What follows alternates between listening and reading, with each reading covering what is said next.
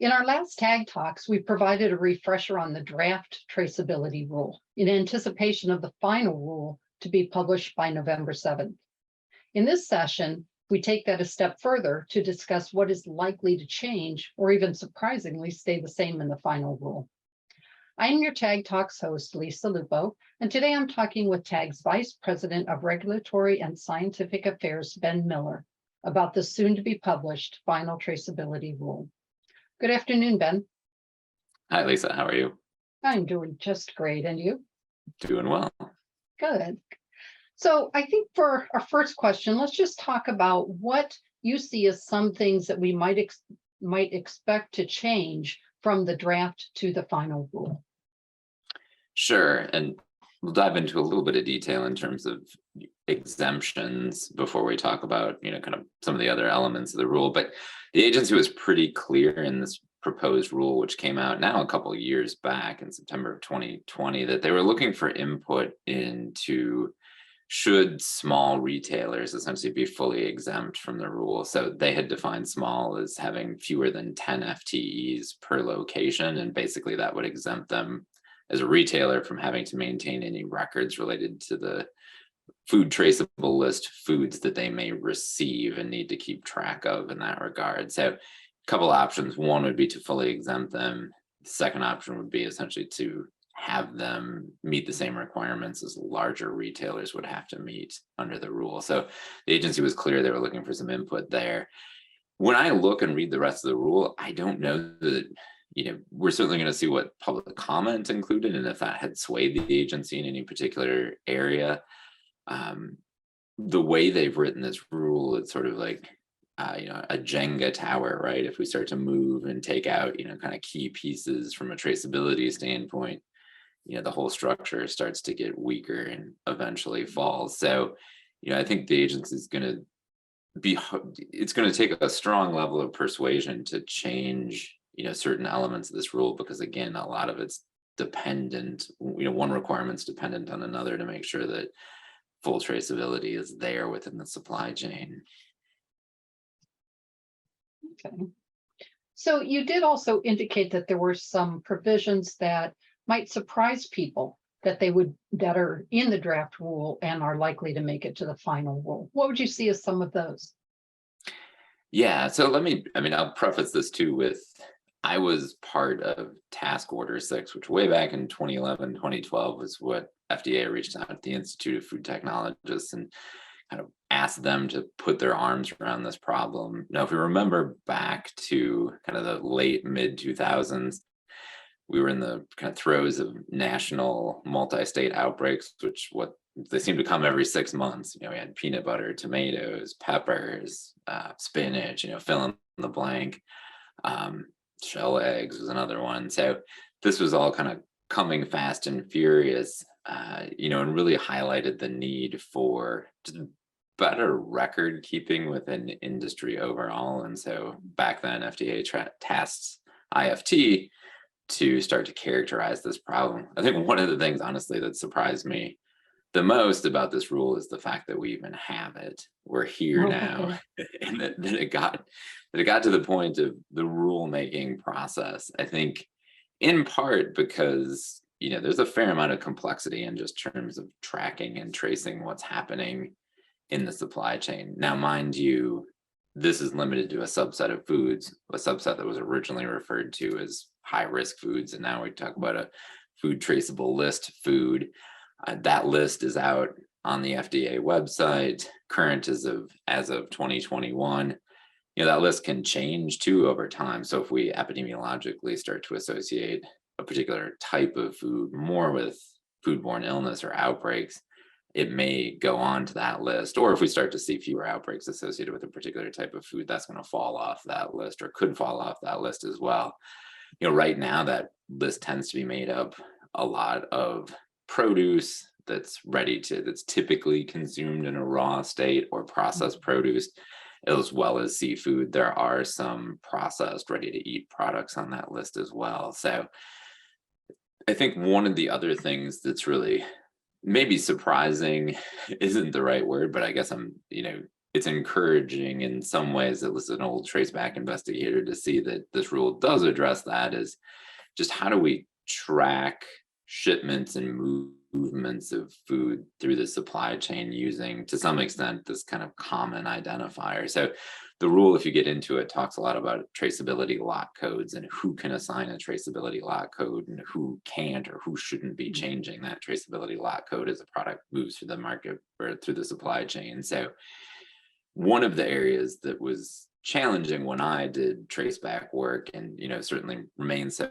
today, is that as products move through distribution and especially through warehouses, um, less so today, but it's still a common practice to use, invoices, bills of lading, shipping information kind of in a first in, first out manner to try to figure out what food might have shown up, when did it go out, what lot codes were associated with those shipments. This rule really tightens that up in terms of the requirements and says, if you're receiving product or shipping it, you shouldn't be changing the traceability lot code that's associated with that particular shipment of product. And in fact, if you're breaking down that shipment, you need to keep track of the fact that, you received 1,000 cases from this manufacturer and sent 100 here and 200 there and 300 there, and maintain that traceability lot code through your own distribution activities. So if I'm somebody that's receiving product, I need to keep track of that as I ship it out and move it further down the supply chain.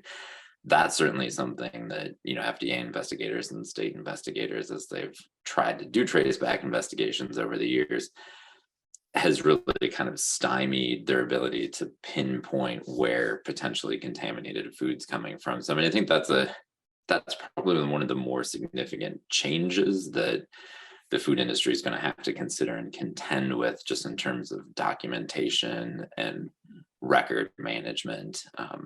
And it's not something that is necessarily in place 100% today within the industry. So I think that in and of itself is a significant change.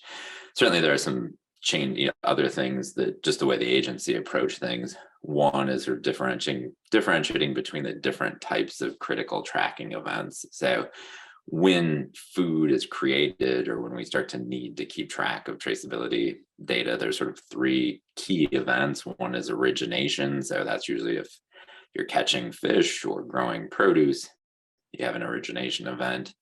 The second is a creation event, and that actually refers to, let's say you have ingredients that they themselves, the individual ingredients, aren't on the food traceability list, but the finished product itself is. So one of the common examples are like nut butters, like peanut butter. Peanuts aren't on the list, but when you take those peanuts, roast them, add salt, add other ingredients to make a finished product that's peanut butter, if that finished product itself hasn't gone through a kill step, that's considered a creation event and something that somebody has to keep track of. And then finally, there's a transformation event where you're taking traceable food. So think about something like romaine and mixing it with iceberg lettuce. That salad processing step is considered a transformation event. So you've got origination, creation, and transformation. It's a little bit different than some existing technology platforms think about these critical tracking events.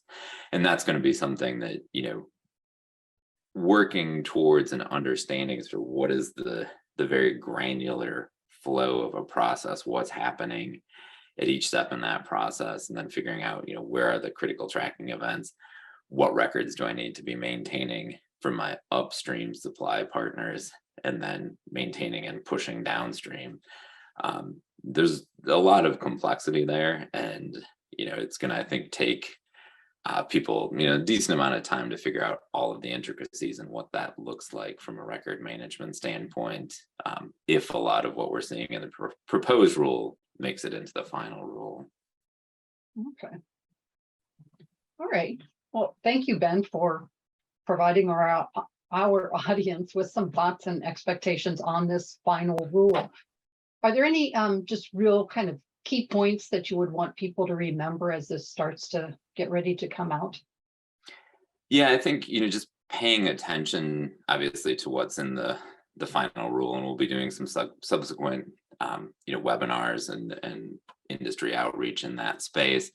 Again, there's a lot of detail in terms of the type of records that need to be tracked and maintained, who does that, for what product, at what point in the supply chain. So there's going to be a lot of kind of homework that needs to be done, I think, for a lot of players in the food manufacturing and food distribution industry to just figure out what do I need to be doing? What are my critical tracking events? And then how am I passing and sharing that information either up or down the supply chain? And what do I have to maintain from as I receive product within the supply chain? So some industries like the produce industry are a little more mature in that way because they've had the produce traceability initiative and things like that have been in place for a while now. Those initiatives and that data collection structure maybe hasn't made it all the way through to distributors and certainly to retailers as they're receiving products. So this rule, over the 2-year implementation period is really going to tie or kind of test the strength of the supply chain and the need to tie a lot of those data elements together. So there's going to be a lot going on, a lot to watch, a lot of detail. And, we invite folks to come reach out to us if they've got questions about what that looks like specific to their operations. Right. Yep. As you said, I think there'll be a lot going on and we will be sticking with it. So stick with TAG and our TAG talks and our insights, and we will keep you as informed as possible. And feel free, as he said, to call on Ben or Eric Edmonds or any of TAG's experts for any questions or assistance you may need. And as always, be sure to click subscribe to stay up to date on all things food safety and public health from the TAG experts. Thank you. Thanks, Lisa. Thanks, everyone.